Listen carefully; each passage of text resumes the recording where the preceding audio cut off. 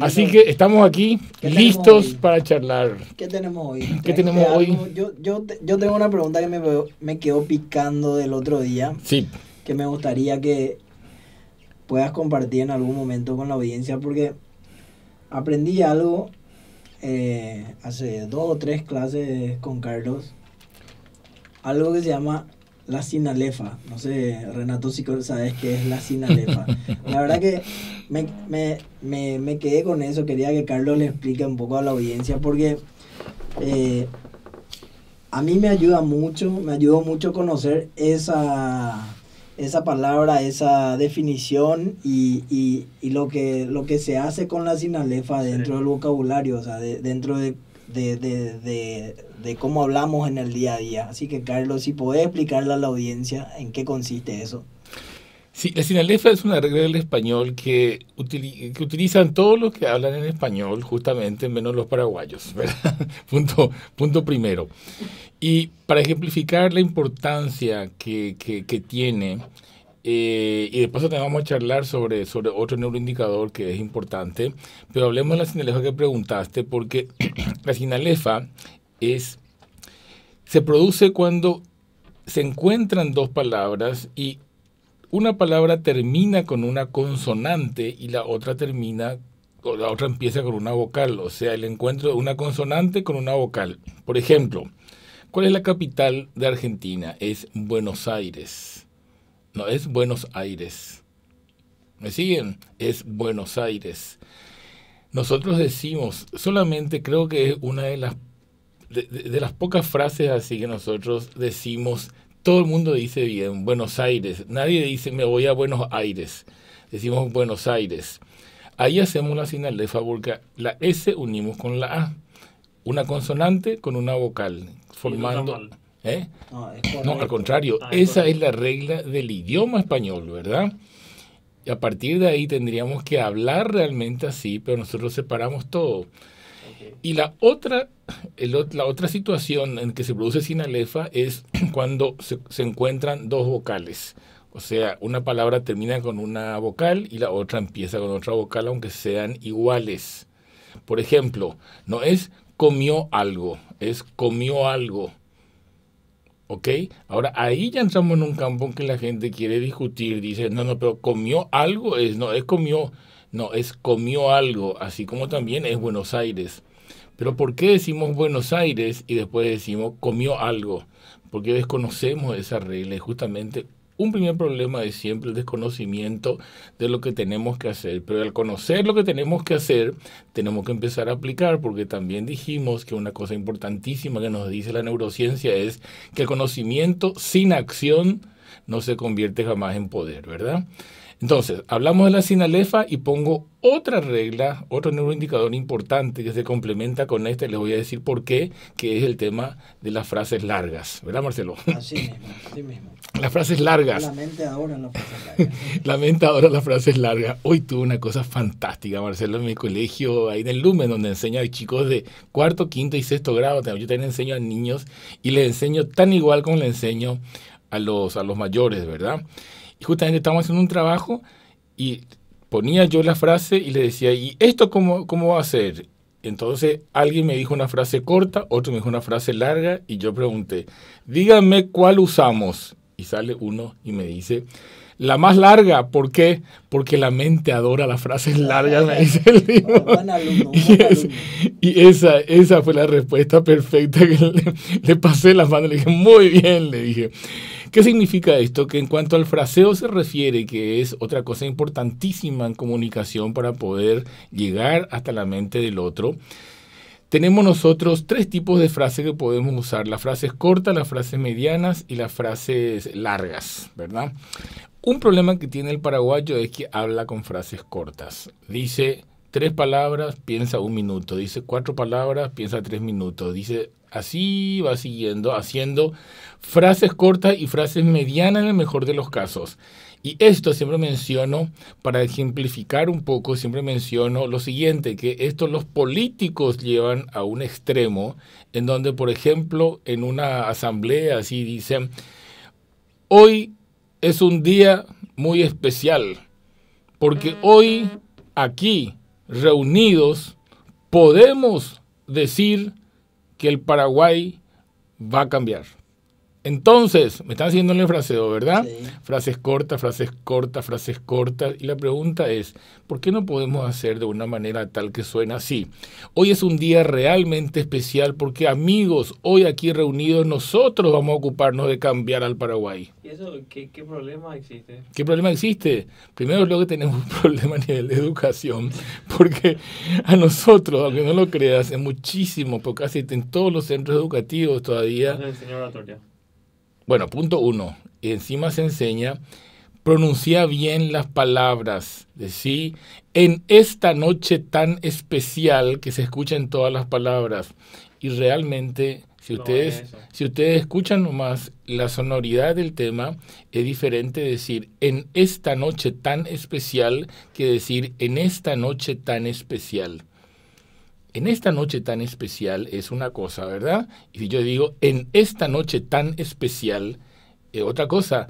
La primera vez cuando dije en esta noche tan especial, la diferencia hace que estoy haciendo todas las sinalefas. O sea, estoy haciendo todas las uniones. Sin embargo, ¿por qué? Vamos a descomponer. Si yo digo en esta, es en esta, ahí separo la N de la E. Cuando yo digo en esta, ahí uní. Por supuesto que la música es en esta noche tan especial, no es tan especial.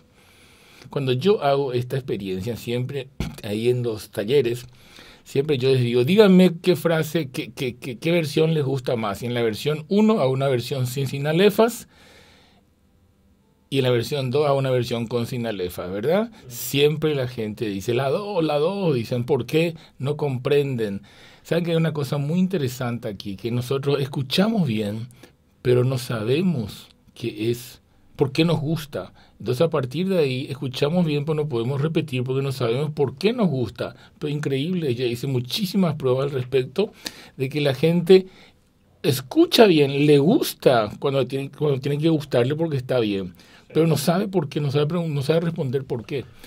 Un ejemplo muy práctico en este tema es que o dijimos alguna vez, o escuchamos alguna vez, qué bárbaro cómo hablan los argentinos, ¿verdad? Que Sí. hasta ese nene de 6 años y nos encanta, y bueno, ¿y por qué? Digo yo, y porque son fluidos, sí, cierto, pero ¿por qué son fluidos? Y porque leen mucho, y sí, cierto, pero eso no, mientras no le digamos al cuerpo lo que tiene que hacer para desarrollar una buena comunicación, estamos en falta. Entonces les digo, miren, los argentinos hacen dos cosas, hablan con frases largas, y también hacen sinalefas. Esas dos cosas hacen. Ese nene de 6 años hace toditas las sinalefas y también, yo me menciono esto, ¿verdad? Solo mirar así en esos canales argentinos, en el interior de Argentina, un campesino argentino que trabaja la tierra, tiene una entrevista, habla de una manera corrida, fluida, hace todas las sinalefas y usa frases largas. Es que es la práctica, así mismo como vos decís, porque si uno puede tener en el subconsciente lo que tiene que decir, pero si no practica no va a entender. Claro, pero lo primero es que tenemos que saber lo que tenemos tienen que mirar. enseñar. Sí, claro. Exacto, lo primero es que tenemos que saber, porque, o si no, si yo no sé qué tengo que tener en cuenta y qué tengo que mirar, entonces yo no puedo agarrar tampoco y corregirme o buscar o ejercitar mi compañía. ¿Comprendes? Sí. Entonces, a partir de ahí es que lo primero es saber cuál es la acción correcta. La acción correcta es la que tenemos que buscar para que a partir de ahí realmente tengamos una actuación correcta. Por eso yo siempre digo que todos somos actores y actrices del teatro de la vida. ¿En busca de qué? De un buen director que me muestre las acciones correctas que yo pueda después ensayar, pues tengo que ensayar sin falta, integrar a mi inconsciente. Ahí es donde yo grabo el programa de mi inconsciente, pero la acción tiene que estar bien. Y el otro elemento, el otro neuroindicador que tenía un poquito para hoy también es el tema de los gestos. Gesticulamos mucho si no nos damos cuenta, o sea, generalmente hay un problema y la gente nos dice que gesticulamos mucho. ¿Y qué hacemos? Inhibimos completamente el gesto, o sea, ya no gesticulamos más. ¿Por qué? Porque nadie nos corrige correctamente para decirnos que lo importante es sostener el gesto. ¿Qué quiere decir eso? Tenemos que desarrollar una o dos frases con un gesto y después pasar al siguiente gesto con la siguiente frase. Ese neuroindicador se llama sostener el gesto. Repasemos. Ahora tenemos dos neuroindicadores muy claros que estuvimos viendo, que es el tema de hablar con frases largas, porque la mente ama las frases largas. La elocuencia se construye con frases largas. No nos olvidemos que una cosa es la retórica, que es el qué decir, y otra cosa es la elocuencia, que es el cómo decir. Nosotros estamos hablando de elocuencia, y para ser elocuente tenemos que utilizar frases largas. El segundo es sostener el gesto. Tenemos que acostumbrarnos a desarrollar una o dos frases con un gesto, cambiar el gesto. ¿Entendieron? Sí. ¿Aprendieron? No, porque tenemos que ejercitarnos. Entonces, generalmente, por ejemplo, allá en mi estudio de Colón, lo que desarrollo es estos conceptos para hacer la pregunta, ¿entendieron? Sí, entonces ahora pasemos acá y vamos a empezar a ejercitar para que después ustedes continúen ejercitándose. Y en medio de todo eso aparece este tema de la sinalefa, ¿verdad? Para poder desarrollar un poco con la música apropiada el tema de la conversación, el tema de la comunicación, porque la sinalefa eso es lo que crea. De hecho, es una regla de español, o sea, yo no estoy inventando nada. Miren ustedes, pongan sinalefa en internet y le va a saltar para todos lados. Ahora, Carlos, lo importante que es para aquellas personas que quieren dar un mensaje al público, llámese políticos, conferencistas, realmente manejar su tema, pero así con ese ejemplo que decís, ya prácticamente metido en el subconsciente, porque solamente cuando manejas tu tema así al dedillo es que podés empezar a trabajar sobre tu elocuencia, sobre cómo vas a decir, porque ya no te preocupas sobre qué vas a decir, ¿verdad, Carlos? Ocurre que recién estuvimos diciendo que la retórica es lo que decimos y la elocuencia es cómo decimos la cosa. La retórica lleva consigo la información. La retórica lleva consigo la información y a partir de allí, la palabra es la que realmente tiene cargada la información, ¿verdad? Ahora, una cosa es informar y otra cosa es comunicar. O sea que la comunicación ya tiene también otros ingredientes. Yo, por ejemplo, ahora estoy comunicando la información. Nosotros vivimos en un mundo con las redes sociales, en un mundo sumamente informado, pero no estamos comunicados. ¿Por qué? Porque recibimos todo, pero en el momento de conversar con alguien, no lo hacemos. Somos bastante nulos, no lo hacemos, no estamos acostumbrados. Y ahí tenés a la gente sentada en un café, ¿verdad? Cada uno con su teléfono y ya se olvidó de comunicar. Pero estamos muy informados porque recibimos todo al instante. Entonces, la información no podemos evidentemente decir no importa, porque eso es mentira. Tenemos que recibir la información, pero como la información es la palabra, y ocurre que en la comunicación tenemos, aparte de la palabra, tenemos la expresión, los gestos y la voz, aparecen todos esos ingredientes también. Entonces tenemos que descomponer y comprender un poco que el lenguaje verbal aparece allí y el lenguaje no verbal. El lenguaje verbal es la palabra, es el verbo, el lenguaje no verbal es la expresión, los gestos y la voz. Sí. Con esta salvedad, que primero vamos a descomponer por este lado que la palabra en la comunicación vale 7%.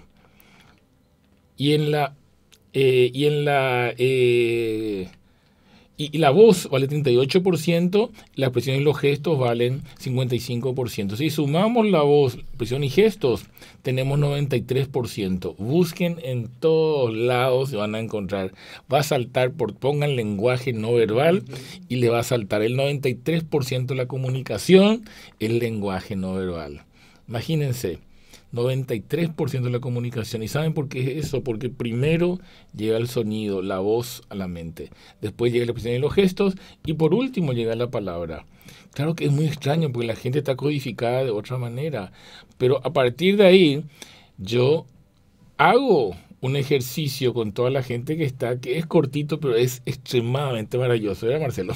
Que acá, bueno, no nos están viendo, no podemos hacer, pero es un ejercicio que permite un poco darnos cuenta con el cuerpo cómo realmente primero llega el sonido, después la expresión, después los gestos, y finalmente nos percatamos de qué es lo que nos estaban diciendo, o sea, de la palabra.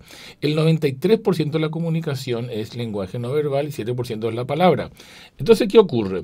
Cuando yo estoy en situación de comunicador, porque tenemos siempre un emisor y un receptor, cuando yo estoy en situación de emisor, tengo que saber que en esa situación, cuando yo estoy exponiendo, cuando yo estoy haciendo un discurso, cuando yo estoy haciendo lo que sea para comunicar algo, el que piensa en lo que dice pierde.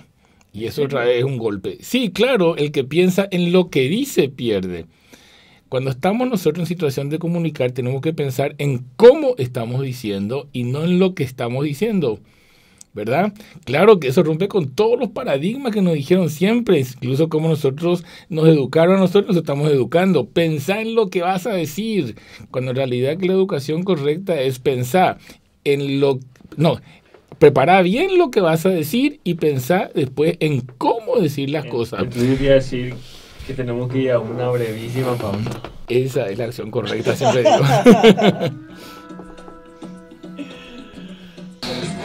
Retornamos, señoras y señores, en el último bloque aquí en Sello de Conciencia por la 1330 Amplitud Modulada.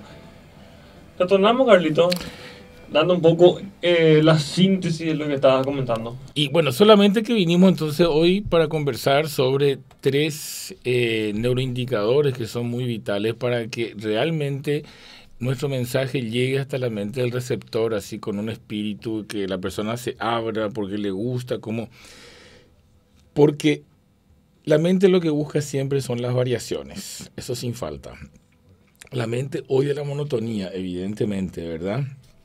Entonces, para poder producir esas cosas, señores, frases largas, tenemos que aprender a hablar con frases largas, combinando con frases cortas metidas ahí cada tanto, pero realmente la elocuencia se construye con frases largas, la mente ama las frases largas. Segundo, tenemos que aprender a sostener el gesto, que es el otro aspecto, ese es el otro ejercicio, combinando las frases largas con un gesto, después otra frase con otro gesto, haciendo ese ejercicio.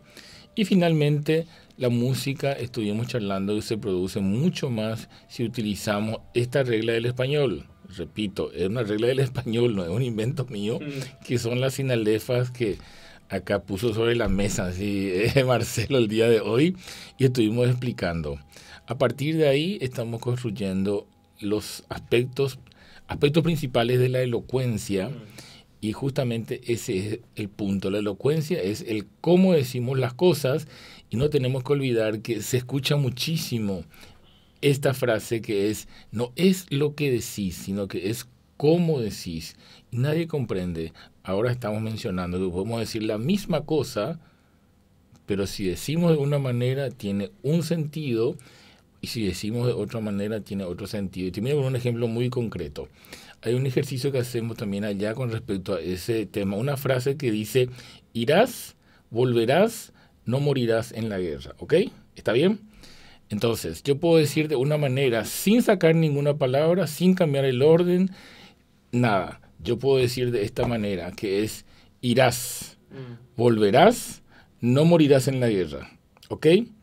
Pregunto, Renato, ¿se fue y va a volver o no va a volver? Decime, te pregunto, así como dije, irás, volverás, no morirás en la guerra. Volveré. Ahí vuelves, ¿verdad? Ahora, yo digo lo mismo y digo, por ejemplo, irás, volverás, no, morirás en la guerra. Ahí se murió.